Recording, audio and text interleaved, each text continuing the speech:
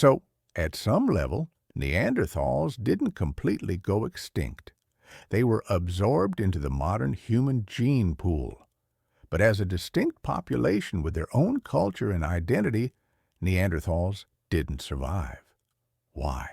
One major factor was probably demographics. Modern human populations seem to have been larger and more widespread. When two populations are competing for the same resources, the one with more individuals usually wins through sheer numbers. Even if individual Neanderthals were just as capable as individual modern humans, if they were outnumbered 10 to 1, they'd eventually be swamped by the larger population. Modern humans also seem to have had some technological advantages.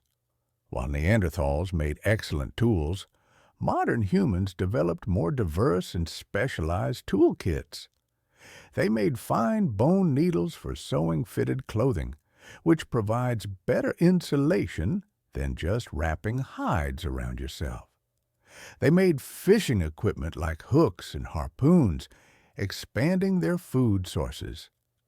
They created more prolific art and ornaments, possibly indicating more complex social structures or better communication systems. And modern humans had wider trade networks. We find materials at modern human sites that came from hundreds of kilometers away, showing they were exchanging goods over large distances. Neanderthal trade networks were more localized. Trade isn't just about stuff. It's about information exchange and social connections.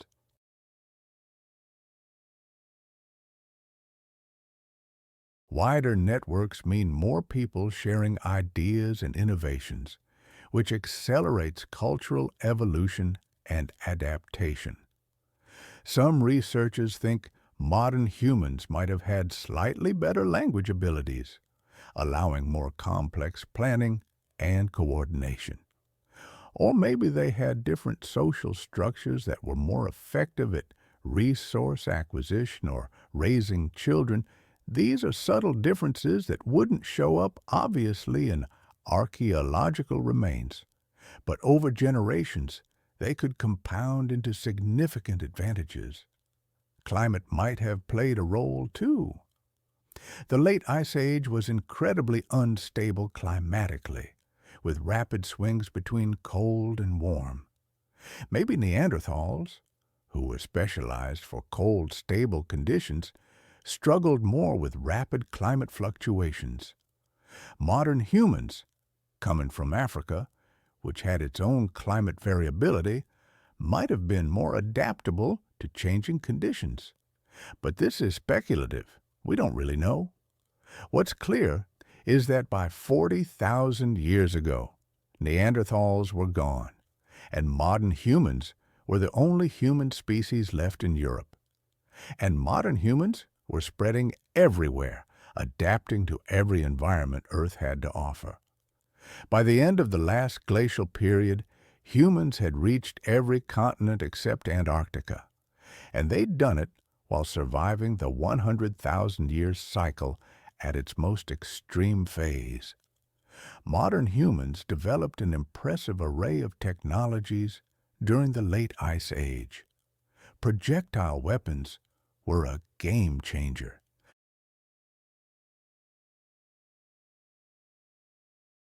Early humans used thrusting spears that required getting close to prey, dangerous when you're hunting mammoth.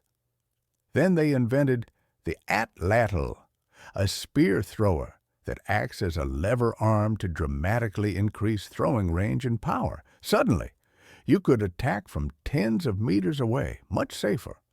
Later, probably between 20 and 30,000 years ago in some regions, humans invented the bow and arrow. This was huge. Arrows are faster and more accurate than atlatl darts. You can carry more ammunition. You can hunt smaller, faster animals more effectively. The bow might be one of the most important technological innovations in human history. It fundamentally changed how humans could acquire food and defend themselves. Hunting strategies became more sophisticated, too.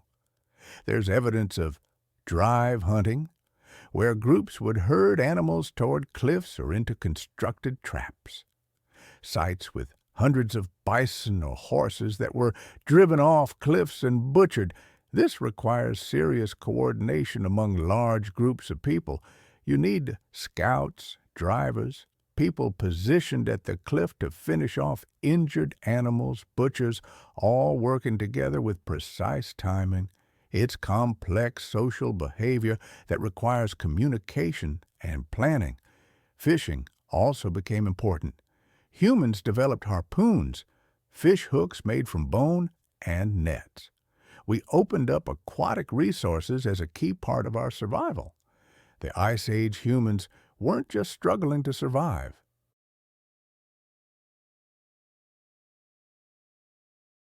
They had rich inner lives, spiritual beliefs, and cultural traditions.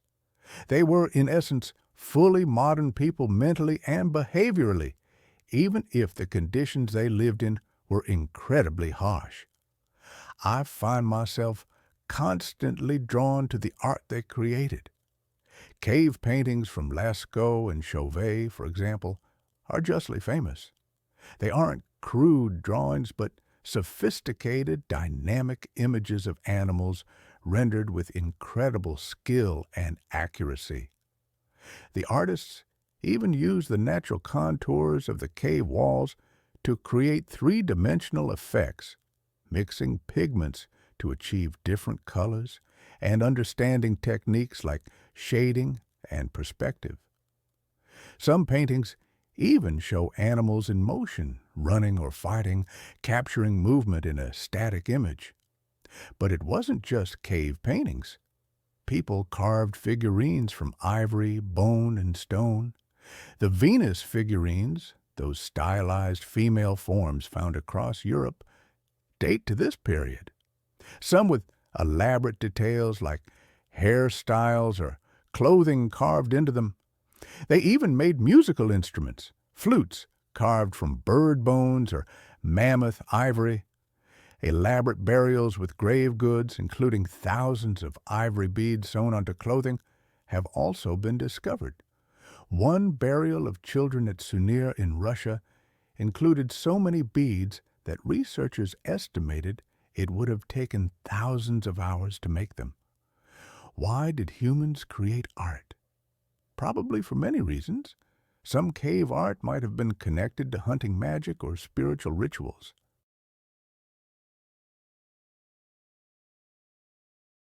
Some figurines might have been religious or fertility symbols, and some art was probably just for aesthetic plea or social bonding. Fishing became a major food source, especially in coastal and riverine areas, and it was relatively low risk compared to hunting mammoth. Coastal sites show intensive exploitation of fish and shellfish, with enormous shell middens representing thousands of meals.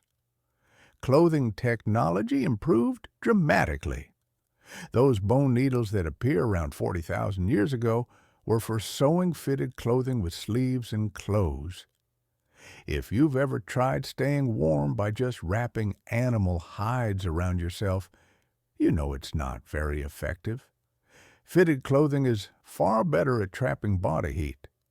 This technology probably allowed humans to survive in even colder regions and remain active during winter instead of just hunkering down. Shelter evolved too. In regions with scarce wood, people built structures using mammoth bones and tusks as framework covered with hides. These mammoth bone houses have been found in Ukraine and Russia. Some used bones from dozens of individual mammoths, representing thousands of kilograms of material. These were substantial dwellings, not temporary camps. People were investing serious effort into creating comfortable, long-term living spaces. Human populations during the Ice Age weren't huge by modern standards. Estimates suggest maybe just a few million people worldwide. but those people had spread across most habitable regions.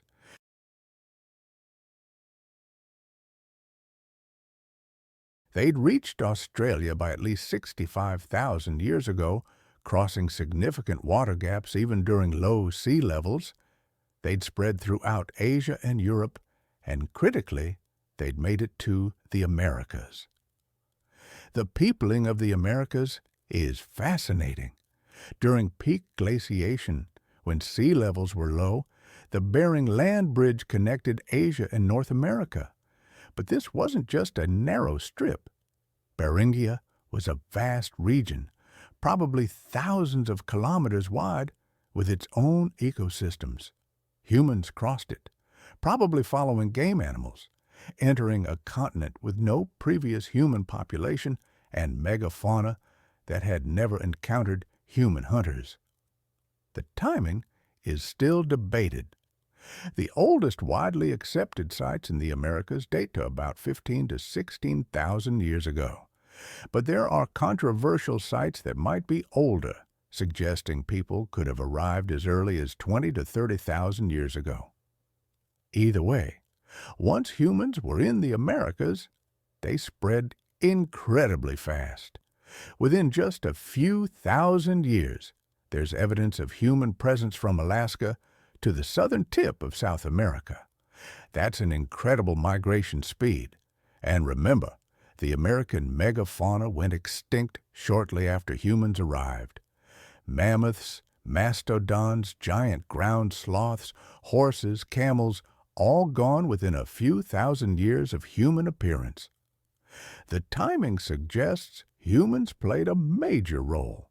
The Clovis people, with their distinctive spear points and apparent focus on hunting mammoths, have been particularly implicated.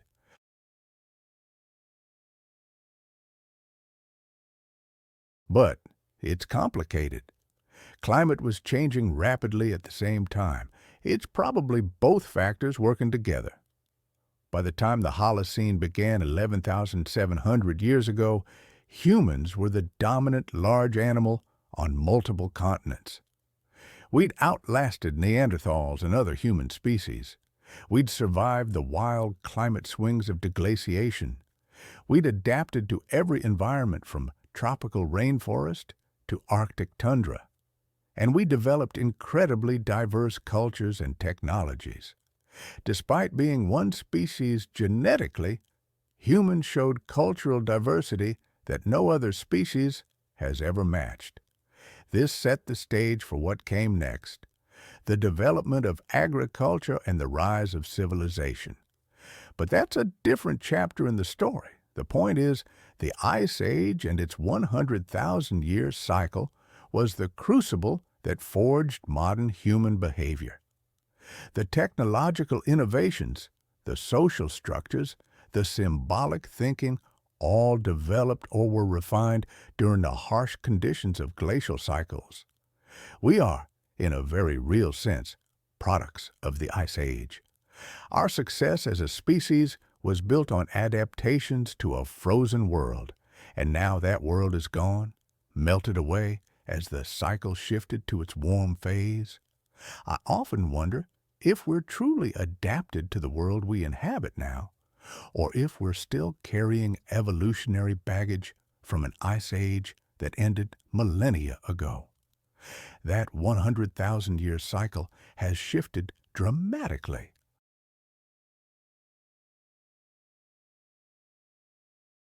The ice has melted, the megafauna are mostly gone, and we humans now live in a world utterly different from what our ancestors knew for hundreds of thousands of years. We're now in the Holocene, our current interglacial period, and this is where everything changes for human societies. Around 11,700 years ago, the Younger Dryas cold snap finally ended, and temperatures rose rapidly, stabilizing into conditions similar to today. The climate became warmer and wetter than during the glacial period. Forests expanded massively, spreading across what had been cold grasslands and tundra. Sea levels continued to rise as the last major ice sheets melted, flooding coastlines and creating the geography we recognize today. It was a dramatic, relatively fast transformation. For humans, who had been living as hunter-gatherers, this was both an opportunity and a challenge. Warmer temperatures meant longer growing seasons, more diverse vegetation, and a more predictable climate. But the megafauna they'd hunted were disappearing. Those massive herds of mammoth, bison, and horses, reliable food sources, were gone or going extinct. Humans had to adapt their subsistence strategies quickly or face serious problems. In some regions, people turned heavily to fishing and gathering shellfish. Coastal sites from this period show enormous shell middens and fish bone deposits. The ocean was stable and productive, providing reliable food.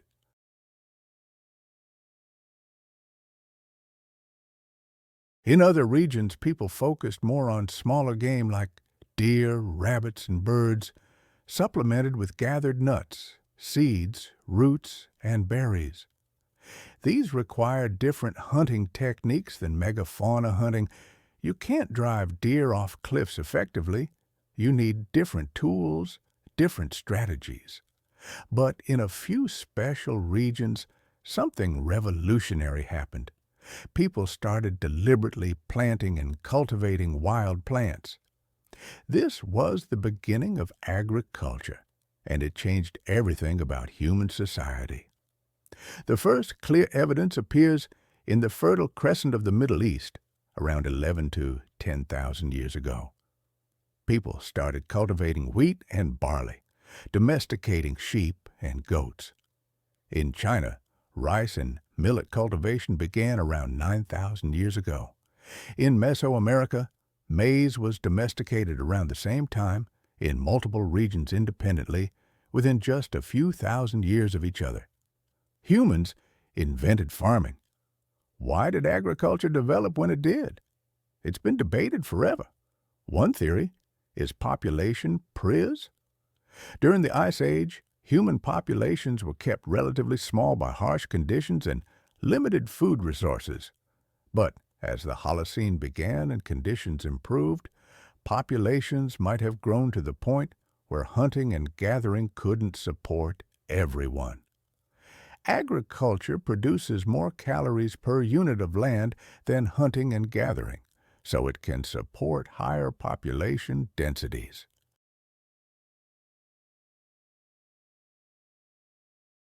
If your population outgrows your hunting territory, you either starve, migrate, or innovate. Some groups chose innovation. Another theory emphasizes climate stability. Agriculture requires planning for the future. You plant seeds and wait months for harvest. This only makes sense if you can reasonably predict that conditions will remain suitable for plant growth. During the wildly fluctuating climate of the late Ice Age, with events like the Younger Dryas, that wasn't a safe bet.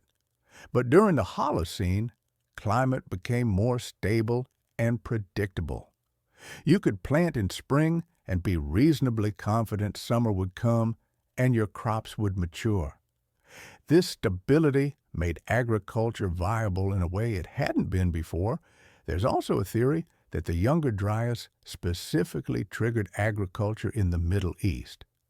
The idea is that hunter-gatherers in the Fertile Crescent had developed semi-sedentary lifestyles during the warm period before the Younger Dryas, living in villages and intensively harvesting wild grains. Then the Younger Dryas hit, and those wild grains became less productive. To maintain their lifestyles and avoid starvation, people started actively cultivating the grains, selecting for varieties that produced more food. When the Younger Dryas ended, they were already farming and just continued. Whatever triggered it, agriculture spread rapidly once it started, and it came with a massive package of changes to human society.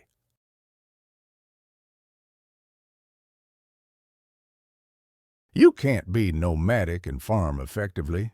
You need to stay in one place to tend crops and protect them from animals and thieves. So agriculture led to permanent settlements, villages that grew into towns, and eventually cities. These settlements required new forms of social organization. Who controls the land? How do you store surplus food? How do you defend your settlement? How do you resolve disputes? Agriculture also changed human diets dramatically, and not always for the better. Hunter-gatherers typically had diverse diets with lots of protein and varied nutrients from many plant and animal sources. Early farmers ate mostly carbohydrates from a few grain crops, supplemented with whatever else they could grow or gather. Skeletons from early agricultural societies show signs of nutritional stress compared to hunter-gatherers. More cavities from all the starchy foods, shorter average stature, and diseases associated with dietary deficiencies. Agriculture allowed population growth, but individual health often declined. Disease became a much bigger problem once humans started living in permanent settlements. When you're nomadic and moving frequently, your waste gets left behind, and diseases don't have time to build up. But in permanent villages, the rise of agriculture wasn't just a step forward, it was a catalyst for a whole new world. A world both more prosperous and, paradoxically, more vulnerable.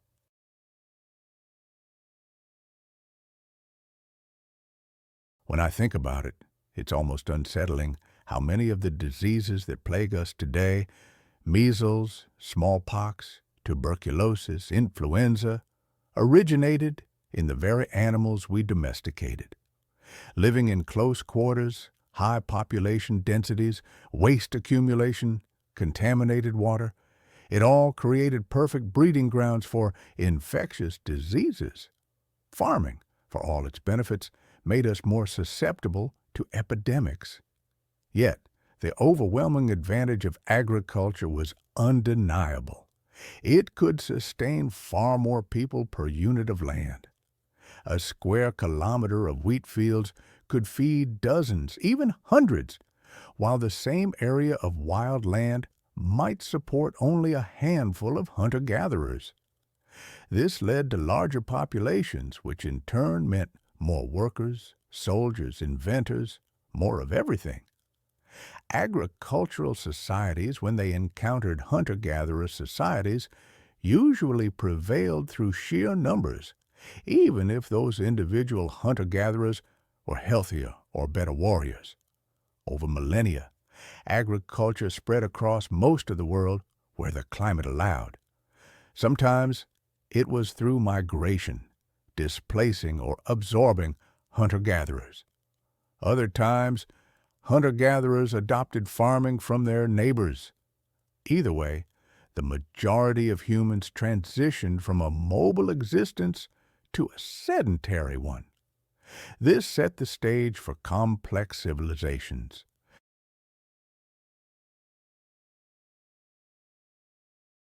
Permanent settlements blossomed into cities, which then demanded food from the surrounding agricultural lands, leading to the development of trade networks. Trade in turn required record-keeping, which spurred the invention of writing in multiple regions independently.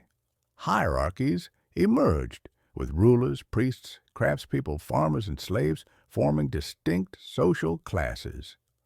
Organized religion gained prominence, marked by monumental architecture like temples and pyramids built to honor gods or rulers.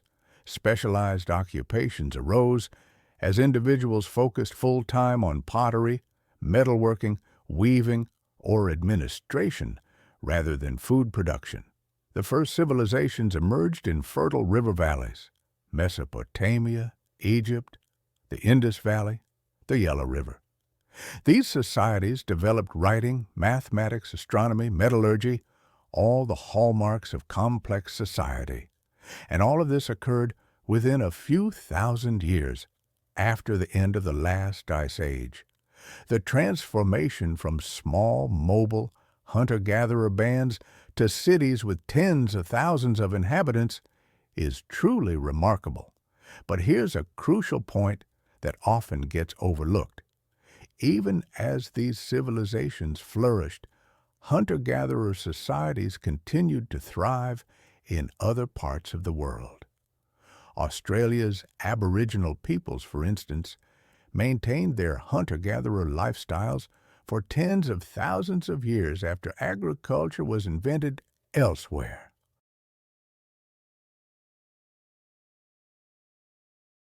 In the Americas, many groups remained hunter-gatherers, even as others developed agriculture and built cities.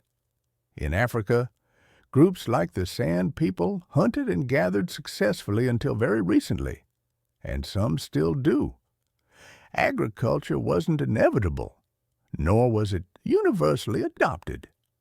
It was simply one strategy among many, one that happened to be incredibly successful at supporting large populations and complex societies, but not the only viable way to live. The ecological consequences of this transition were profound. It wasn't just about the extinction of megafauna. Forests expanded dramatically, reshaping countless ecosystems. Species adapted to open grasslands had to move, adapt, or face extinction. Cold-adapted species retreated northward or to higher elevations, while warm-adapted species expanded their ranges. The distribution of life across the planet shifted massively in just a few thousand years, and humans were increasingly shaping these ecosystems, often in ways we didn't fully understand until recently. Indigenous peoples around the world used fire as a landscape management tool, burning regularly to maintain open areas that attracted game animals or promoted the growth of useful plants.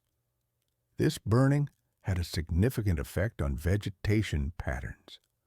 What we often perceive as natural, pristine ecosystems are, in many cases, actually anthropogenic, shaped by thousands of years of human fire management.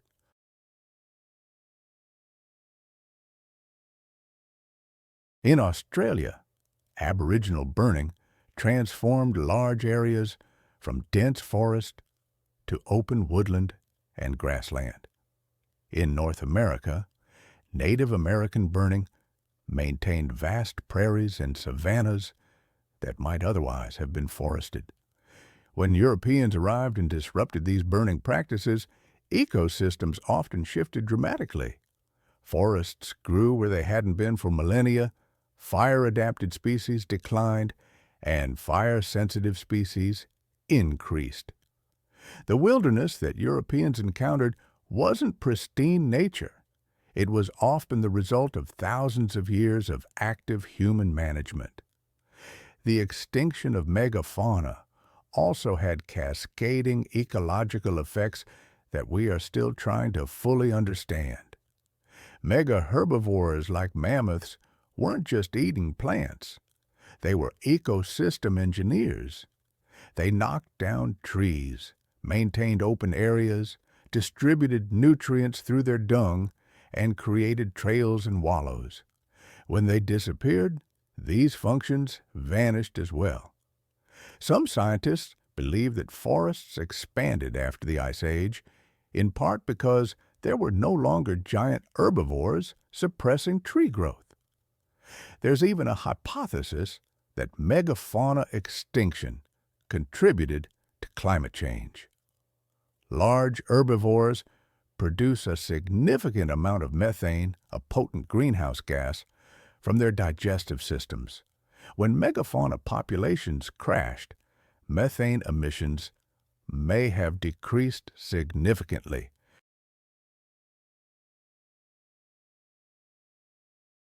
And the transformation from open grasslands to forests changed the reflectivity of the land surface, affecting how much solar energy was absorbed versus reflected.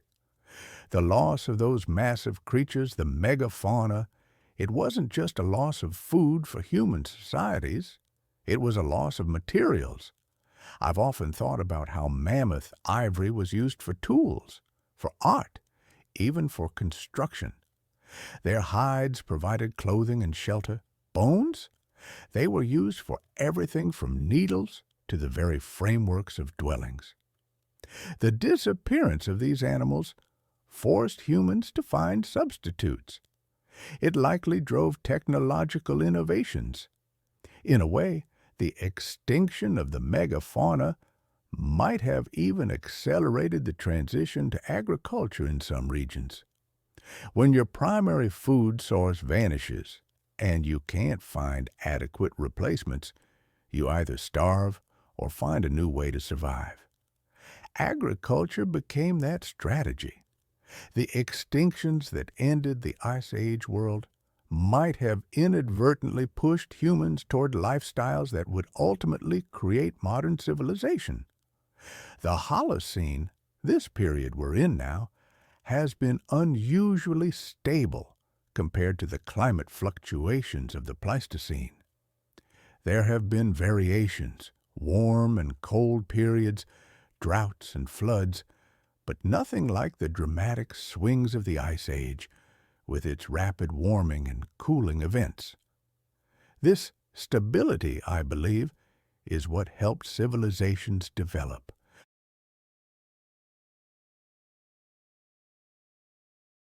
It's difficult to build cities and plan agriculture when the climate might flip dramatically within a single generation.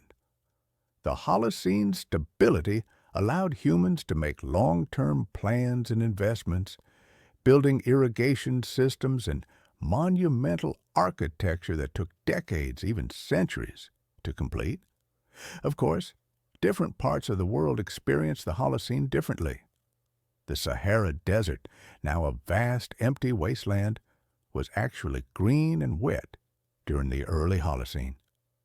From about 11,000 to 5,000 years ago, increased monsoon activity brought more rain to North Africa. Rivers flowed through what is now desert. Lakes filled valleys. Vegetation covered areas that are now bare sand. People lived throughout the region, herding cattle and developing agriculture. Rock art from this period shows hippos, giraffes, elephants, animals that now seem impossibly out of place.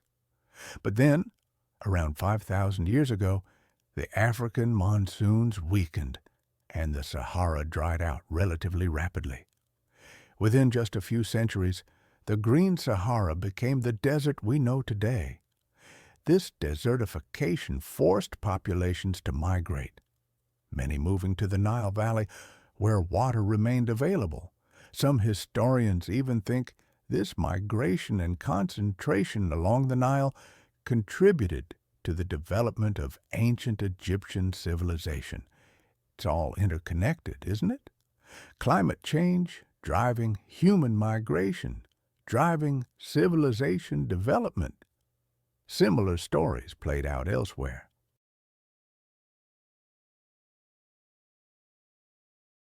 The Middle East was relatively wet in the early Holocene, supporting agriculture and early civilizations.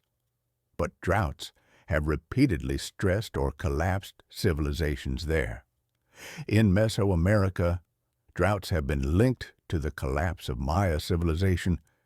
In the American Southwest, extended droughts forced the abandonment of settlements like Mesa Verde.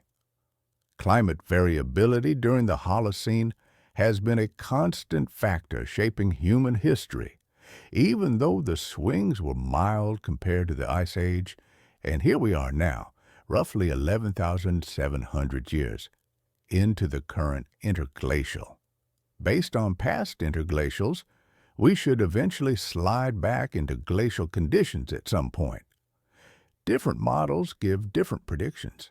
Some suggest we have thousands of years before the next glaciation begins. Others think tens of thousands of years. The orbital cycles are complex, and their effects don't always line up predictably. But there's a massive wild card in play now. Human activity is affecting global climate on a scale that might override the natural cycles entirely. We've increased atmospheric carbon dioxide from the natural interglacial level of about 280 parts per million to over 420 parts per million. That's a 50% increase in just a couple of centuries. The ice core records going back 800,000 years show nothing like this. We're in completely uncharted territory, and this brings us to the big question: what happens next?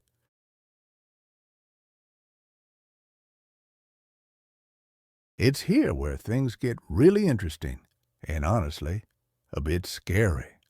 We've spent this whole time talking about how the 100,000-year cycle has controlled Earth's climate for millions of years, creating ice ages and shaping the evolution of life, including humans. But now, for the first time in the history of this cycle, one species has the power to override it, and that species is us. Some scientists think we've already delayed or canceled the next glaciation. The extra carbon dioxide we've pumped into the atmosphere warming the planet, making it unlikely that Northern Hemisphere summers will be cool enough to allow ice sheet formation, even when the orbital cycles shift toward glacial conditions. We might have prevented the next ice age from ever happening. Sounds good, right? Nobody wants kilometers of ice covering Canada and Scandinavia again. But the problem is, we're not just preventing the next ice age. We're warming the planet way beyond normal interglacial conditions, and we're doing it incredibly fast. Let's talk about what we've learned from studying ice age cycles and why it matters right now. First, and most importantly, the climate system has tipping points. It's not linear or gradual. You can push the system for a while and see only small changes, then suddenly cross a threshold, and boom, rapid dramatic shifts happen. The Younger Dryas is the perfect example. Gradual warming, then catastrophic freshwater flooding, then abrupt climate reversal within decades.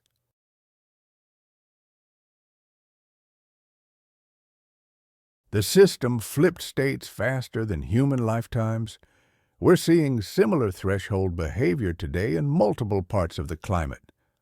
Ice sheets don't just melt in a steady, predictable way. I've learned that they can remain stable for incredibly long stretches, only to suddenly accelerate their melting when they reach a certain critical point. It's a threshold we should be very concerned about.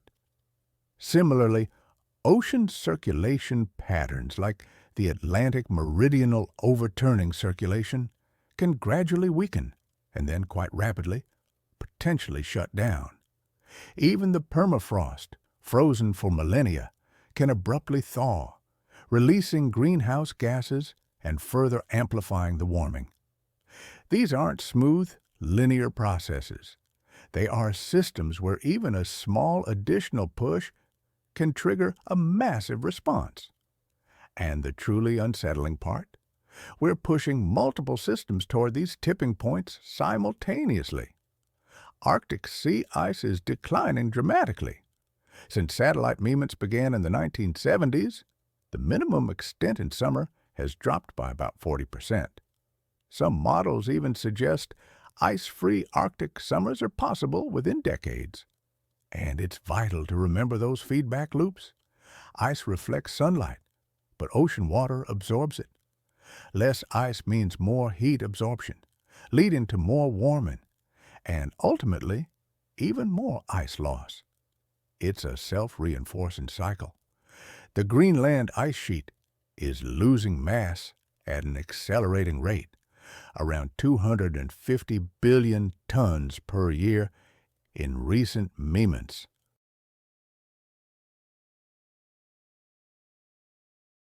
Greenland holds enough ice to raise global sea levels by about 7 meters if it were to completely melt.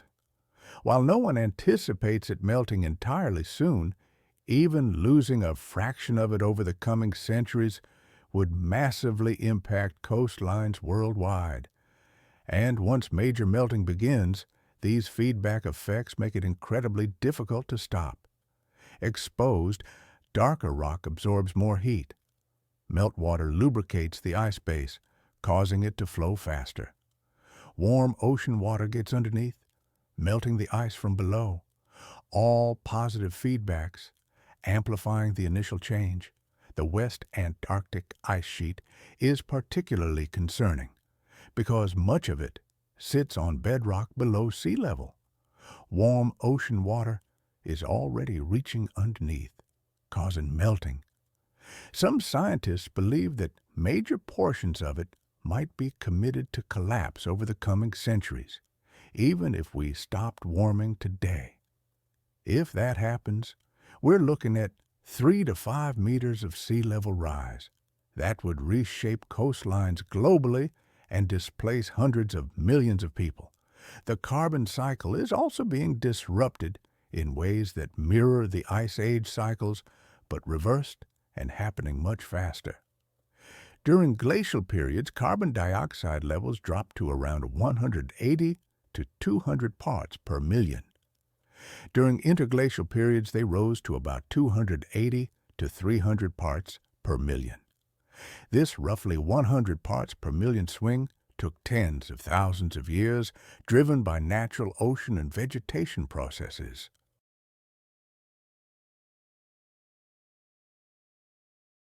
But we've increased carbon dioxide by over 140 parts per million in just over a century. We're replicating the natural cycle's entire range in a tiny fraction of the time. And we're blowing past natural interglacial levels into territory Earth hasn't seen for millions of years. The last time carbon dioxide levels were this high was probably during the Pliocene epoch, around 3 million years ago. Back then, temperatures were several degrees warmer than today. Sea levels were 15 to 25 meters higher, and the Arctic was forested instead of ice-covered. That's where we're headed if we don't change course, and the rate of change matters just as much as the magnitude. Ecosystems can adapt to gradual changes over thousands of years. Species migrate. Evolution selects for new traits. Ecological communities reassemble.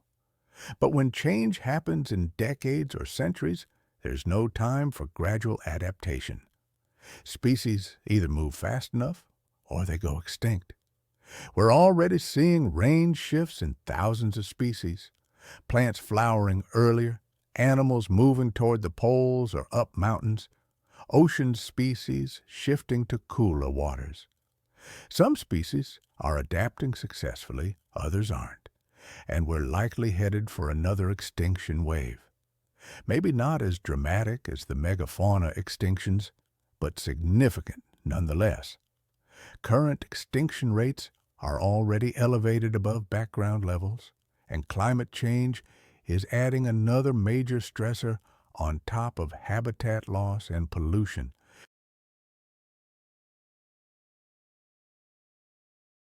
Here's something that keeps scientists up at night. During Ice Age cycles, carbon dioxide changes were a feedback, not a forcing. Orbital variations changed sunlight distribution. This affected temperature.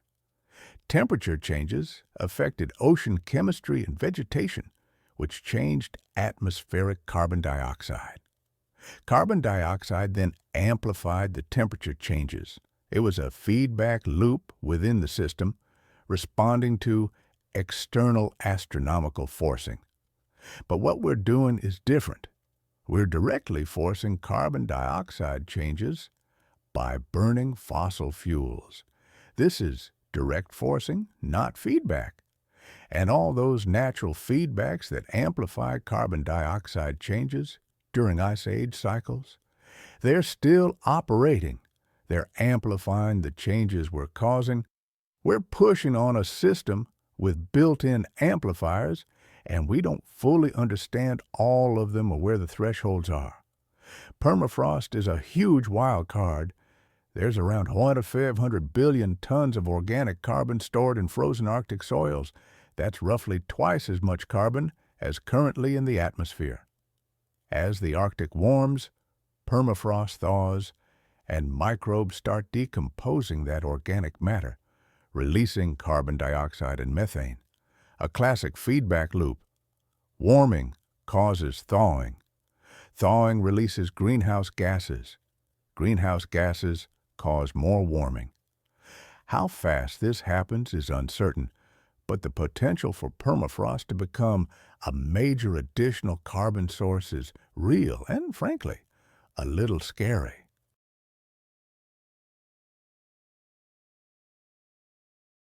The ocean has absorbed about 90% of the extra heat trapped by greenhouse gases so far, which has slowed atmospheric warming, but at the cost of warming the ocean itself. Warm water holds less dissolved oxygen.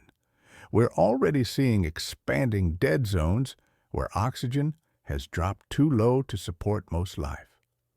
Marine organisms are stressed by warming, acidification from dissolved carbon dioxide, and oxygen loss simultaneously. Coral reefs are being devastated by repeated bleaching events. These ecosystems, which support enormous biodiversity, are collapsing. I find myself thinking about future geologists millions of years from now. What will they make of the sediments they find? These layers that tell the story of our time. They'll see the clear marker of our presence. Isotope ratios reflecting massive carbon combustion, extinction signatures, novel materials like plastics, and concrete embedded in the earth. They'll recognize that something unprecedented happened during this brief moment in geological history. Whether they'll also see evidence that we successfully navigated the crisis, well, that remains to be seen. It all depends on what we do in the coming decades. The Atlantic Meridional Overturning Circulation, or AMO, shows signs of weakening. The data is noisy, admittedly, and doesn't stretch back very far, but multiple lines of evidence suggest it might be slowing.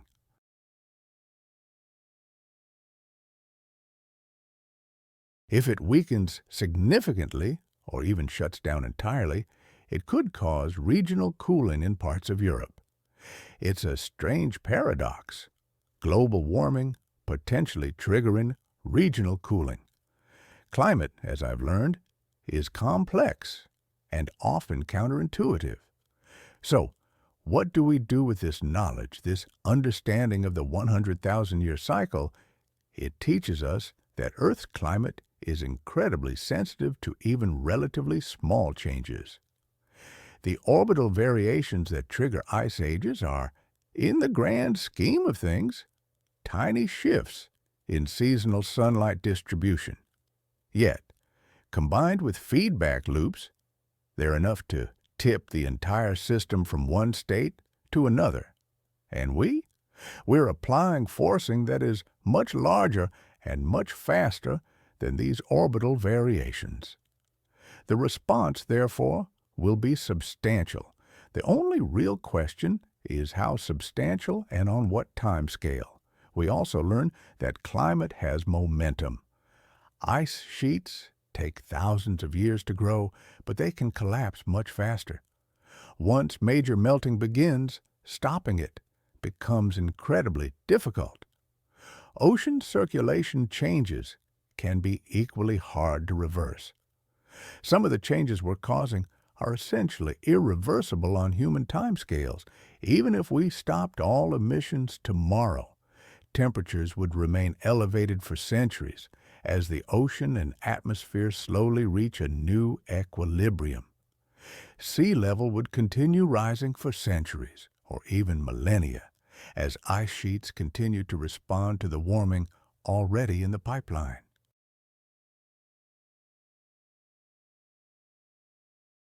It's uncomfortable to contemplate, I know.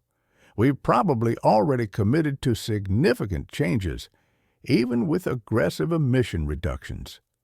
Some warming, some sea level rise, some ecosystem disruption is already baked in.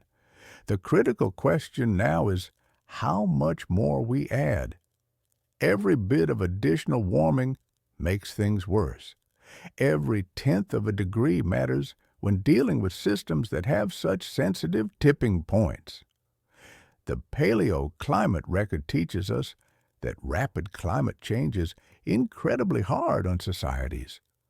The climate changes at the end of the Ice Age contributed to megafauna extinctions and forced major shifts in human subsistence. Droughts during the Holocene epoch toppled civilizations, and those were natural variations, changes over which societies had no control. We're now causing changes that are faster and potentially larger than those natural variations. With over 8 billion people to feed and house, many in areas already vulnerable to climate change, the implications are staggering. Coastal cities face flooding from sea level rise. Agricultural regions face shifting rainfall patterns and more extreme weather. Water resources are stressed by changing precipitation and glacial melt.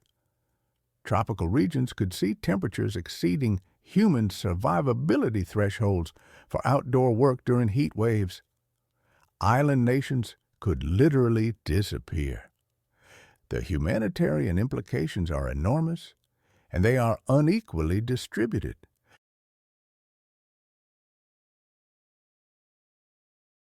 Those who contributed the least to causing climate change are often the most vulnerable to its effects. But understanding the problem is the first crucial step toward addressing it. We know more about climate now than ever before. We can see changes happening in real time with satellites and monitoring systems. We can model future scenarios with increasing accuracy, and we have technologies available that could dramatically reduce emissions if deployed at scale. Solar and wind are now cost competitive with fossil fuels in many places. Electric vehicles are becoming mainstream. Energy storage is improving.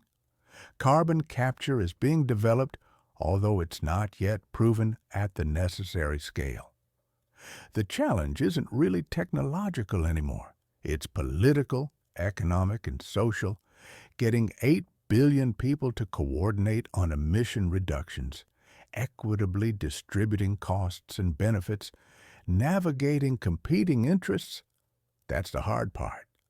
Climate change is, in essence, the ultimate tragedy of the commons. Individual actors benefit from burning fossil fuels, but everyone suffers the consequences. Solving it requires collective action on a scale humanity has never before achieved. I know some people feel despair. The problem can seem too big, changes too slow, obstacles too numerous. I understand that feeling, but humans have navigated existential challenges before. We survived the Ice Age through adaptation and innovation.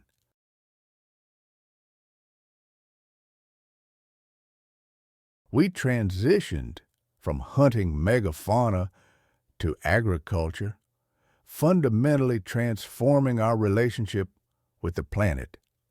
We've overcome diseases, expanded lifespans, and created technologies that would seem like magic to our ancestors. We're not helpless. We're just facing a problem that requires unprecedented coordination. The 100,000-year cycle will eventually resume, assuming we don't permanently alter it. The orbital mechanics haven't changed. Naturally, Earth would eventually slide back into glacial conditions tens of thousands of years from now. But we're writing a new chapter, one where human activity is a major climate driver, not just a responder. we're affecting the planet on a scale comparable to the astronomical forces that controlled climate for millions of years. No species has ever had this influence. It's both inspiring and terrifying. The cycle reminds us that climate is dynamic, sensitive to forcing, and full of feedbacks and tipping points. It's not a stable, unchanging background. It's an active system responding to inputs. For millions of years, those inputs were natural. Now, we're adding a new input, and the system is responding. The question isn't whether the climate will change, it's how much and what we will do about it. We're living through a moment unlike any other in Earth's long history. Think about it. For 4.5 billion years, no single species has ever understood the global climate system while simultaneously possessing the power to alter it.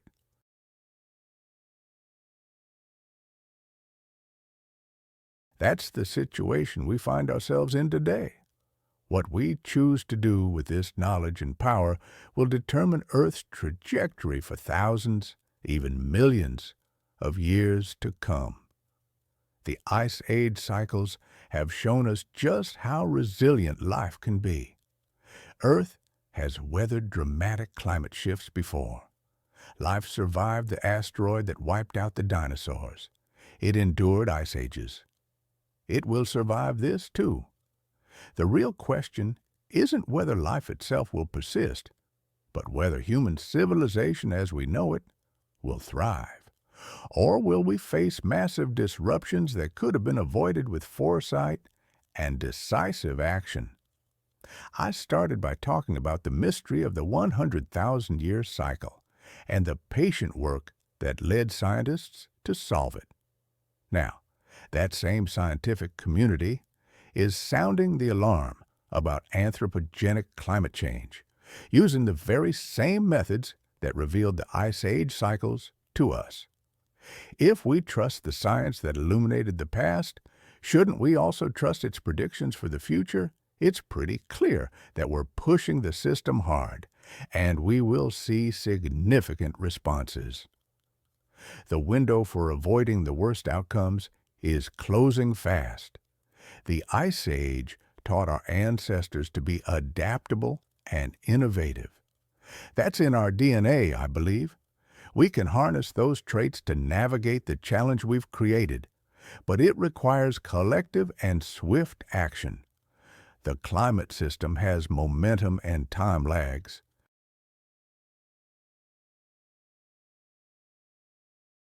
The actions we take today won't show their full effects for decades, but inaction today commits us to changes that will unfold for centuries.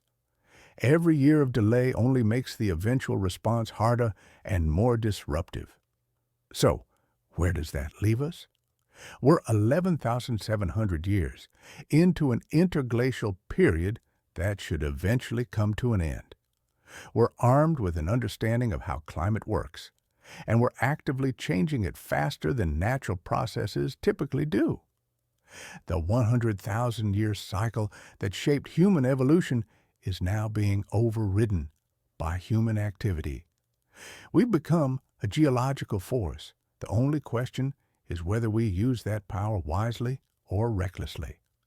The answer will determine the kind of planet future generations inherit and whether they'll see us as ancestors who rose to the challenge or as a cautionary tale of a species that understood the problem but failed to act. The clock is ticking. The cycle that sustained life for millions of years is still operating in the background.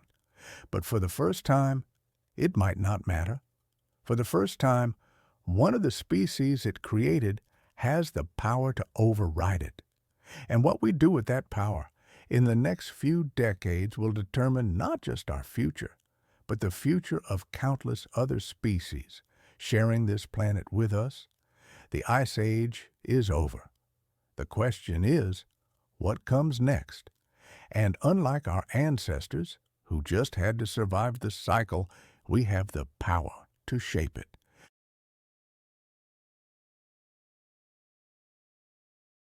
That's both an incredible responsibility and an incredible opportunity. Time to see what we do with it.